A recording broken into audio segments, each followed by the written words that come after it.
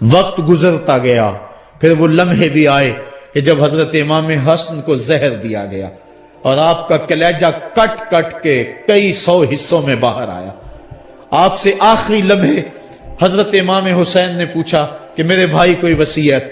کہا بیٹا کوفے والوں سے بچ کے رہنا، ان کے دغے سے بچ کے رہنا۔ لمحے بیت گئے، 60 ہجری کو یزید تخت نشین ہوا، تخت نشین ہو گیا تھا، لیکن اس نے یہ چاہا کہ حضرت امام حسین رضی اللہ تعالی عنہ میرے لیے بیعت کر لیں، اور اس نے مدینے کے گورنر ولید بن عقبہ کو خط لکھا، اور خط کا مضمون یہ تھا کہ امام حسین کو بلاؤ اور میرے لیے بیعت لو، اور اگر وہ بیعت نہیں دیتے تو اس خط کے جواب کے ساتھ ان کا سر بھیج دو۔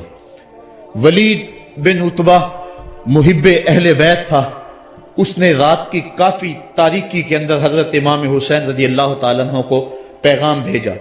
حضرت امام حسین نے حضرت عبداللہ ابن زبیر سے مشورہ کیا، انہوں نے کہا اس وقت گورنر کا بلانا خیر نہیں، صبح جائیں گے۔ آپ فرمایا نہیں میں بھی جاتا ہوں۔ کچھ سواروں کو ساتھ لیا، کہا تم باہر کھڑے ہو جانا دارالامارت کے، اگر میں آواز دوں تو تم دوارے پھلانگ کے اندر آ جانا۔ ولید بن عتبہ کے پاس امام حسین پہنچے، آپ نے کہا کہ سناؤ کیا معاملہ ہے؟ تو اس نے کہا کہ یہ خط ہے جو یزید نے بھیجا ہے۔ آپ نے فرمایا کہ میں صبح بتاؤں گا۔ ولید بن عتبہ نے کہا ٹھیک ہے۔ امام حسین پلٹنے لگے تو مروان بن حکم جو پاس بیٹھا ہوا تھا گورنر کے، کہنے لگا یہ چلے گئے تو دوبارہ ہاتھ نہیں آئیں گے، اب موقع ہے، اب ان کو پکڑ لو اور ان سے زبردستی بیعت لے لو۔ یہ بات حضرت امام حسین کے کانوں میں پڑی، آپ پلٹے، نیام سے تلوار نکالی، حیدری کچھار سے محمدی شیر نکل آیا، اور حضرت امام حسین رضی اللہ تعالیٰ عنہ نے اس وقت جو جملے کہے، تاریخ کے اوراق کے اندر وہ جملے محفوظ ہیں۔ حضرت امام حسین نے کہا ایھا الامیر، اے امیر تو جانتا نہیں ہم کون ہیں؟ انا معدن الرسالہ و مہبط الوحی و مختلف الملائکہ، میں وہ ہوں جس کے گھر میں جبریل آتا تھا، ہمارے گھر میں وحی اترتی رہی ہے۔ وَيَزِيدُ بْنُ الْمُعَاوِيَةِ رَجُلٌ فَاسِقٌ فَاجِرٌ قَاتِلُ النَّفْسِ مُعْلِنٌ بِالْفِسْقِ شَارِبُ الْخَمْرِ وَمِثْلُنَا لَا يُبَايِعُ، کہا اور یزید شرابی ہے، یزید مسلمانوں کا قاتل ہے، یزید فاسق مولن ہے، اے امیر میرے جیسا شخص چھپ کر بیعت نہیں کر سکتا۔ اللہ اکبر۔ حضرت امام حسین نے جب یہ بات کہی، جو باہر لوگ کھڑے تھے وہ بھی چاقو چوبند ہو گئے۔ اس نے کہا حضور آپ جائیے۔ مروان مشورے دیتا رہا، لیکن حضرت امام حسین کو گورنر مدینہ نے کہا کہ آپ جائیے۔ حضرت امام حسین رضی اللہ تعالیٰ عنہ واپس پلٹے۔ حضرت امام حسین کی ہمشیرہ سیدہ زینب انتظار کر رہی تھی بھائی کا۔ پوچھا کیا ماجرا ہے؟ کہا حالات بگڑ گئے، اب ہمارا مدینے میں رہنا محال ہے، صبح سحری سے قبل شہر مدینہ چھوڑ دیں۔ اللہ اکبر، ورنہ ہمارے خون سے نبی کا حرم لالا زار بنے گا۔ حضرت امام حمام رضی اللہ تعالیٰ عنہ نے اہل بیت کی مشاورت سے یہ فیصلہ کر لیا۔ کجاوے کسے جانے لگے، سامان تیار ہو گیا۔ حضرت محمد بن حنفیہ کو کہا کہ تم یہاں رہو اور تم خبر پہنچانا کہ پیچھے کیا ماجرے ہوتے ہیں، اور مکے کی طرف میں سفر کر رہا ہوں۔ کہانی لمبی ہو رہی ہے اور وقت کے دامن میں اتنی گنجائش نہیں ہے کہ پھر کس طرح شہر مدینہ چھوڑا ہوگا۔ حاجی جاتے ہیں 8 دن اور 8 دن کے بعد مدینہ چھوڑتے ہیں۔ ان سے کوئی پوچھو کہ مدینہ چھوڑنا کتنا مشکل ہے۔ وہ کیا کسی حاجی کو لوگ مبارک دے رہے تھے، اس نے کہا تھا مبارک دے رہے ہو دوستو حج و زیارت کی، میرا غم بھی تو دیکھو، میں مدینہ چھوڑ آیا ہوں۔ جو 8 دن مدینہ رہتا ہے اس سے مدینہ چھوڑا نہیں جاتا، جس کی ولادت مدینے میں ہوئی، جو کھیلتا تھا تو مدینے کی گلیوں میں، جس کے گھر کا دروازہ مسجد نبوی میں کھلتا تھا، اس حسین کو مدینہ چھوڑنا قیامت ہوگی۔ شہر مدینہ چھوڑا حضرت امام حسین رضی اللہ تعالیٰ عنہ مکہ المکرمہ پہنچے، وہاں رمضان گزرا، حالات وہاں بھی بگڑتے گئے، مسلسل خط آتے رہے کوفے سے، کہانی طویل ہے۔ 8 ذو الحج کو حضرت امام حسین رضی اللہ تعالیٰ عنہ کوفے کی طرف عازم سفر ہوئے۔ حضرت عبداللہ ابن عمر، عبداللہ ابن عباس رضی اللہ تعالیٰ عنہما اور دیگر صحابی ہاتھ جوڑ کے کھڑے ہو گئے، بلکہ حضرت عبداللہ ابن عباس نے تو یہاں تک کہہ دیا کہ میں دیکھ رہا ہوں کہ وہاں تمہیں شہید کیا جائے گا، آپ اگر ضرور جاتے ہیں تو ان بچوں کو چھوڑ دیں۔ حضرت امام حسین فرماتے میرے غم گسارو، میرے پیارو مجھ کو نہ روکو، مجھ کو جانے دو، مجھے نانے کے دین کی ڈوبتی کشتی بچانے دو، میں جاتا ہوں کہ دنیا پر وفا کا نام رہ جائے، میں رہوں نہ رہوں پر عظمت اسلام رہ جائے، میں نہیں جاتا تو نبی کے گھر کی آن جاتی ہے، لوگوں تمہارا دین جاتا ہے، میری غیرت ایمان جاتی ہے۔ کہا مجھے جانا ہوگا۔ 8 ذو الحج کو لوگ کعبہ کی طرف آ رہے ہیں اور کعبہ دلہن کی طرح سنورا ہوا ہے، طواف کرنے والوں کا جھرمٹ ہے، حاجی حج کرنے آ رہے ہیں، لیکن حضرت امام حمام کسی اور حج کی تیاری کر رہے ہیں۔ کسی نے کہا حج تو کر جائیں، اتنی مرتبہ مدینے سے پیدل چل کے آئے اور آج تو مکہ المکرمہ میں موجود ہے۔ کہا پیچھے ہٹو، جو حج میں کرنے جا رہا ہوں وہ نوکھا ہوگا، وہ نرالا ہوگا، تم بھی طواف کرو گے، میں بھی طواف کروں گا، تم طواف کعبۃ اللہ کا کرو گے اور میں خیموں کا طواف کروں گا۔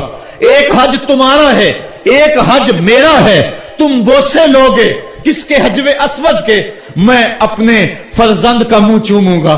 لوگوں ایک طواف تمہارا ہوگا، ایک طواف میرا ہوگا، تم آب زمزم پیو گے، میں پیاسا رہوں گا، اور تم کبھی صفا پہ کبھی مروہ پہ دوڑو گے، میں کبھی علی اکبر کی لاش اٹھانے جاؤں گا، کبھی میں قاسم کی لاش اٹھانے جاؤں گا، کبھی اون محمد کے تڑپتے ہوئے لاشوں کو اٹھانے جاؤں گا۔ لوگوں ایک حج تمہارا بھی ہے، ایک حج میرا بھی ہے۔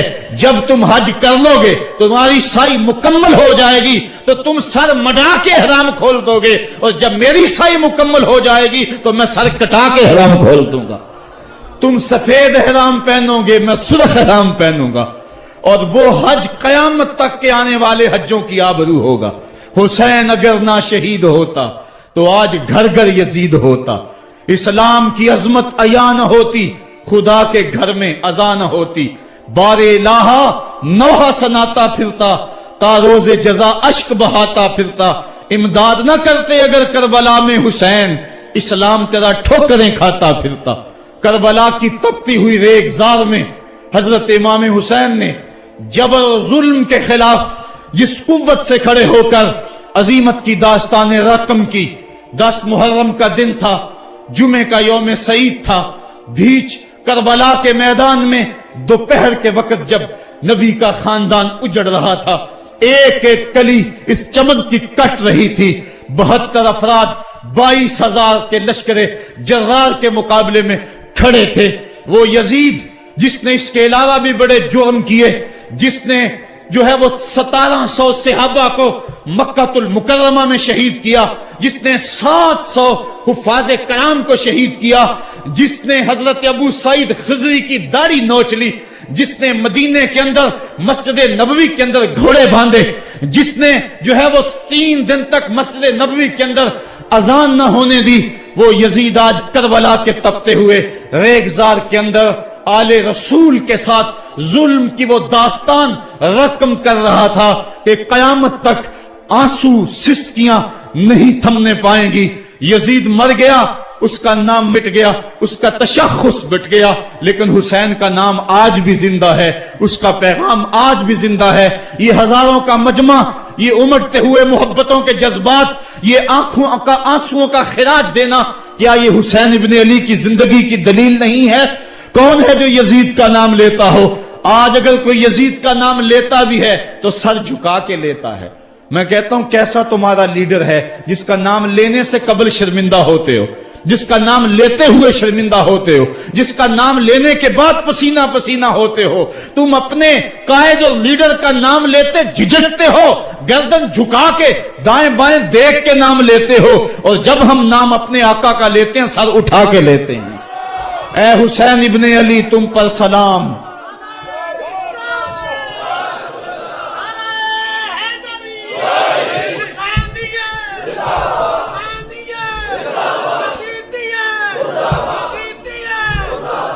صاحبو کربلا کا تپتا ہوا منظر ہے. اتنے دکھ آ گئے. حضرت سری سختی رضی اللہ تعالیٰ عنہ فرماتے ہیں کہ اللہ تعالیٰ نے جب کائنات کو بنایا، انسانوں کو تخلیق کیا، تو انسانوں کو پوچھا بتاؤ تم میرے ہوگے؟ سب نے کہا مالک ہم تیرے ہیں. لیکن جب دنیا کو پیدا کیا تو 9 حصے دنیا کی طرف ہو گئے، 1 حصہ اللہ کی طرف رہ گیا.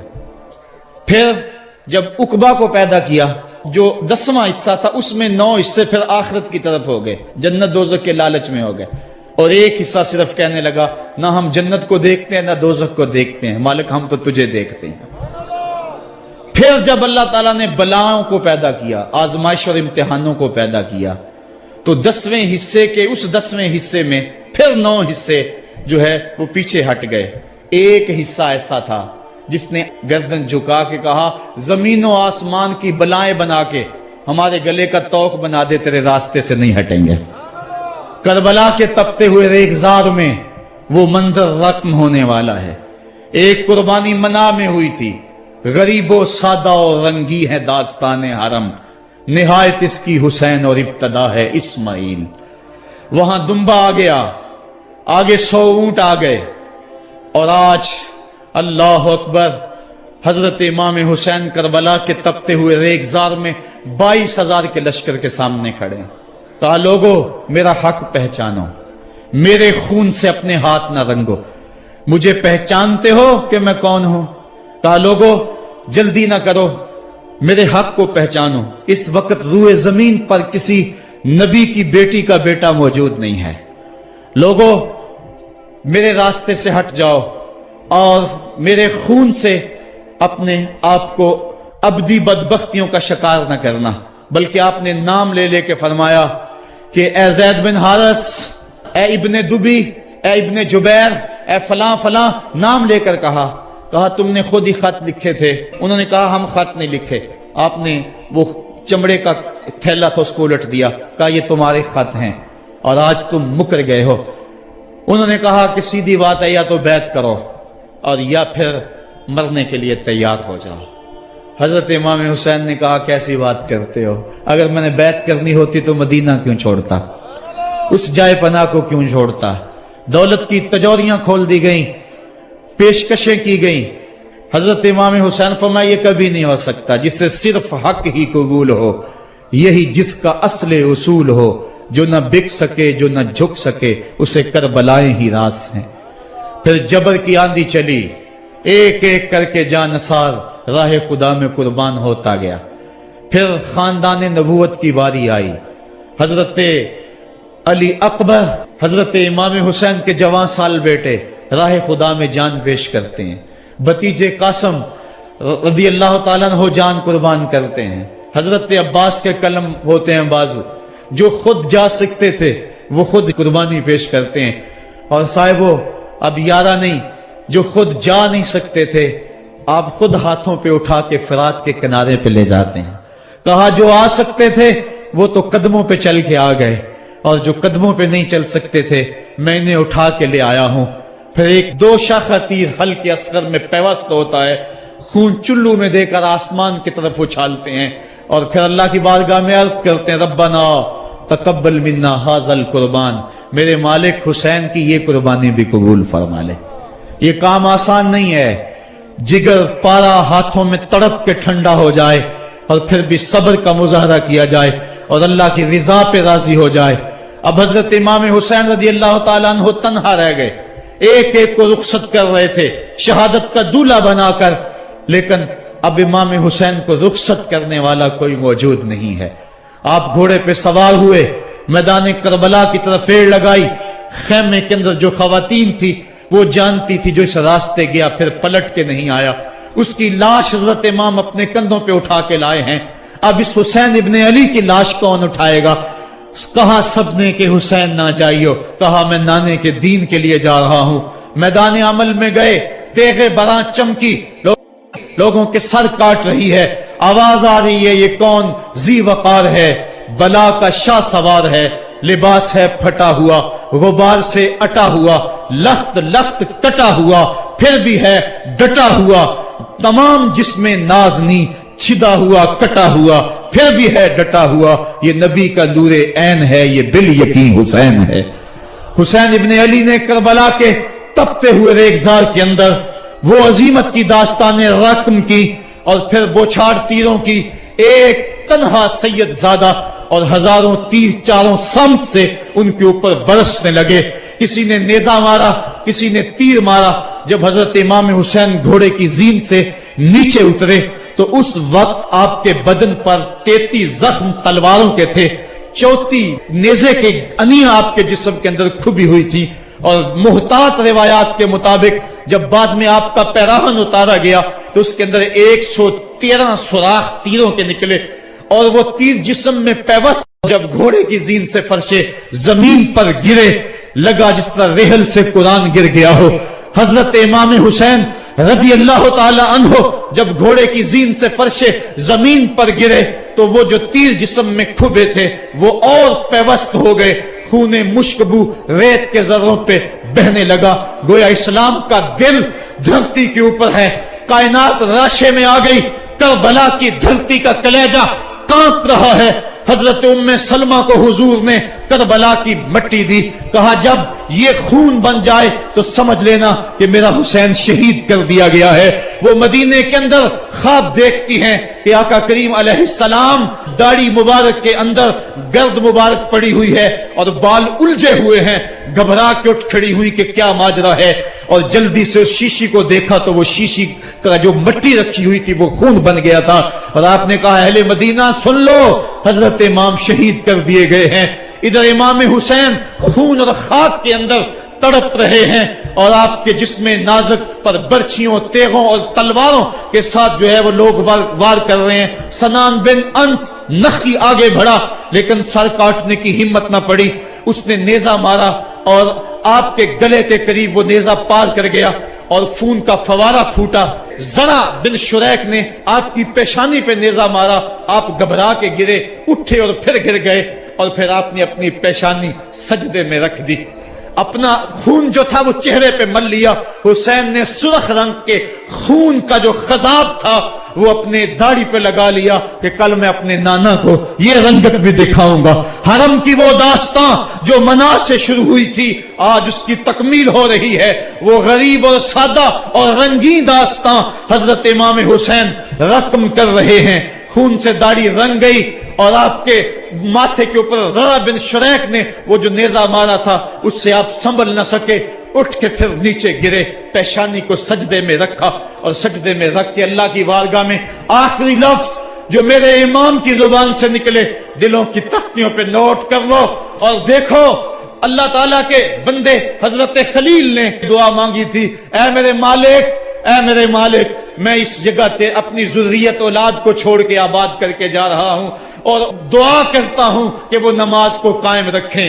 آج اس دعا کی تکمیل کا منظر لوگوں کے سامنے ہے کہ 113 تیر جسم میں کھبے، 34 تلواروں کے گھاؤ، اور وہ بھی راوی کہتے ہیں کہ ایک ایک گھاؤ میں کتنی کتنی تلواروں کے زخم تھے، اور نیزے کی انیاں جسم میں کھبی ہوئی تھی، آپ کے کلیجے کے اندر نیزے کی انی کو توڑ دیا گیا تھا۔ اس موقع پہ حضرت امام حسین رضی اللہ تعالی عنہ نے اپنے آپ کو سنبھال کے پیشانی کو ریت کے اوپر رکھا، اور اللہ کی بارگاہ میں آخری لفظ حضرت امام حسین کے لبوں پہ جو مچلے، خون نکل رہا تھا، اور خولی بن یزید آگے بڑھ کے سر انور کو جدا کرنے کی تیاریاں کر رہا تھا۔ سنان بن انس آگے بڑھا لیکن کپ کپا کے پیچھے ہو گیا، خولی بن یزید آگے بڑھا، وہ بھی پیچھے ہو گیا، پھر شمر آیا اور شمر آپ کے جسم نازک کے اوپر بیٹھ گیا۔ حضرت امام حسین نے جب دیکھا تو اس کے بدن کے اوپر برس کے پھل بیری کے نشان تھے، تو حضرت امام حسین کی زبان سے نکلا، صدق اللہ و صدق رسول اللہ، میرے آقا میرے اللہ نے سچ کہا۔ اس نے کہا کیا سچ کہا؟ کہا ایک دن میں حضور کی خدمت میں حاضر تھا تو حضور نے فرمایا تھا میں دیکھ رہا ہوں ایک چتکبرا کتا میری اولاد کے خون میں منہ مار رہا ہے، آج میں دیکھ رہا ہوں کہ مصطفیٰ کریم کا وہ فرمان جو ہے وہ پورا ہو رہا ہے۔ وہ غصے میں آیا، امام جلدی اپنی پیشانی سجدے میں رکھی اور اللہ کی بارگاہ میں امام کے آخری لفظ تھے، اللہم رضن بقضائک وصبرن علی بلائک تسلیما لامرک سبحان ربی الاعلی سبحان ربی الاعلی سبحان ربی الاعلی۔ مالک بھائی، بیٹے، بھتیجے، بھانجے، جانثار، آیان و انصار سب کچھ لٹا کے، عباس کے بازو کٹا کے، جو جا سکتے تھے انہیں بھیج کے، جو جا نہیں سکتے تھے خود اٹھا کے لے جا کر کے، عباس کے بازو قلم کروا کے، یہ خیمے کے اندر بچیاں یتیم ہو گئی ہیں، سہاگ اجڑ گئے ہیں، میرے مالک سب کچھ لٹا کے نبی کا گھر اجڑ گیا، ایک ایک پتی گر گئی، جن کو بلایا گیا تھا آج ان کی میزبانی تیروں تلواروں اور نیزوں سے ہوئی، لیکن مالک تو دیکھا میری زبان پہ ہائے نہیں آئی، میں نے اف تک نہیں کی، زخم پہ زخم کھا کے جی، خونے جگر کے گھونٹ پی، آہ نہ کر لبوں کو سی، یہ عشق ہے، یہ دل لگی نہیں، یہ محبت ہے۔ یہاں لوگ مصلوب بھی ہوتے ہیں، یہاں لوگ سولی بھی چڑھتے ہیں، حکم ہوتا ہے خبردار اگر آہ بھی کی تو صابروں سے نام کاٹ دوں گا۔ کہا مالک اللہم رضن بقضائک، جو تقدیر تھی میں اس پہ راضی ہو گیا، وصبرن علی بلائک، مالک تو نے دیکھا میں نے صبر بھی کیا، تسلیماً لامرک، مجھے مالک اعتراض بھی کوئی نہیں، جو تیرا حکم تھا میں نے اس کو تسلیم بھی کر لیا، سبحان ربی الاعلی۔ مالک تو بڑا ہے، تو بڑا ہے۔ حسین سب کچھ لٹا کے، بچے کٹا کے، بازو کٹا کے، گھر اجاڑ کے مالک تیری بارگاہ میں حاضر ہو رہا ہے، اور اتنا کچھ کرنے کے باوجود بھی تیرے پہ راضی ہے۔ میرے مالک تو بھی بتا، تو بھی حسین پہ راضی ہوا ہے یا کہ نہیں ہوا ہے؟ تو بھی حسین پہ راضی ہوا ہے کہ نہیں ہوا؟ آواز آئی، اس پیاسے پر علی شیر خدا کو ناز ہے، اس نواسے پر محمد مصطفیٰ کو ناز ہے۔ اوروں نے بھی سجدے کیے پر اس کا عجب انداز ہے، اس نے وہ سجدہ کیا جس پر خدا کو ناز ہے۔ اے حسین ابن علی تم پر سلام، میرے ساتھ مل کے کہہ دو، اے حسین ابن علی تم پر سلام، اے حسین ابن علی تم پر سلام۔ یہی وقت تھا جب خاندان نبوت لٹ رہا تھا، دوپہر کا وہی سما، وہی لمحے، ان ہواؤں کو ہاتھ جوڑ کے کہو ہمارا سلام کربلا والے آقا کے حضور پہنچا دے، اور عرض کرو اے حسین ابن علی تم پر سلام، نازش آل نبی تم پر سلام، تم پہ لاکھوں رحمتیں لاکھوں سلام، اے شہیدان محبت کے امام، لالا گوں لالا بدن لالا کفن، اے چمن اندر چمن، زندگی ہی زندگی تیری حیات، اے حیات اندر حیات، افتخار ملت بیضا ہے تو، رب کعبہ کی قسم یکتا ہے تو، فخر کا دل میں دریچہ باز کرنا چاہیے، جن کا تو آقا ہے ان کو ناز کرنا چاہیے۔ ہم واہ حسین والے ہیں، آ حسین والے نہیں ہیں۔ واہ حسین تیری عظمتوں کو سلام۔ کو ہمالیہ کا کلیجہ بھی پھٹ جاتا، شک ہو جاتا، لیکن اتنے زخم کلیجے پر جوان بیٹے کی لاش کو کندھوں پہ اٹھا کے لانا کوئی مذاق تو نہیں ہے۔ حضرت امام حسین نے جبر کے خلاف کھڑے ہو کر قیامت تک کے لیے راہ عمل چھوڑا۔ حضرت اقبال خراج پیش کرتے ہیں، آ امام عاشقاں پورے بطول، سروے آزاد دبستان رسول، اللہ اللہ بائے بسم اللہ پدر، مانائے ذبح عظیم آئد بسر، سرخ رو عشق غیور از خونے او، شوخیے این مصرہ از مضمونے او، تا قیامت قطع استبداد کرد، موج خونے او چمن ایجاد کرد۔ اقبال کہتا ہے کہ عشق غیور کے چہرے پہ جو سرخی اور بانکپن ہے وہ حسین ابن علی کے خون کا صدقہ ہے۔ قیامت تک کے لیے جبر کے خلاف جتنی بھی قومیں اٹھیں گی اور جتنے بھی لوگ میدان عمل میں آئیں گے، میں ہر سال کہا کرتا ہوں کہ سب کا قائد حسین ابن علی ہوگا۔ مہاتما گاندھی نے جب اپنی قوم کو کہا برطانوی سامراج کے خلاف کھڑے ہو جاؤ، اور قوم سے خطاب کرتے ہوئے مہاتما گاندھی ہندو نے کہا کہ تم کہو گے وہ حکومت جس کی سلطنت میں سورج طلوع اور غروب بھی ہوتا ہے، اس سے ٹکرانا حماقت ہے، خودکشی کرنے کے مترادف ہے، لیکن اس کے باوجود میں کیوں کہہ رہا ہوں کہ اس سامراج کے خلاف کھڑے ہو جاؤ؟ مہاتما گاندھی نے کہا تھا اس لیے کہ میرے سامنے حسین ابن علی کا کردار موجود ہے۔ آج پوری دنیا کے اندر ظلم اور جبر کی ہوائیں چل رہی ہیں، اور اس وقت امت مسلمہ کو کردار حسین ادا کرنے کی ضرورت ہے۔ اگر ہم نام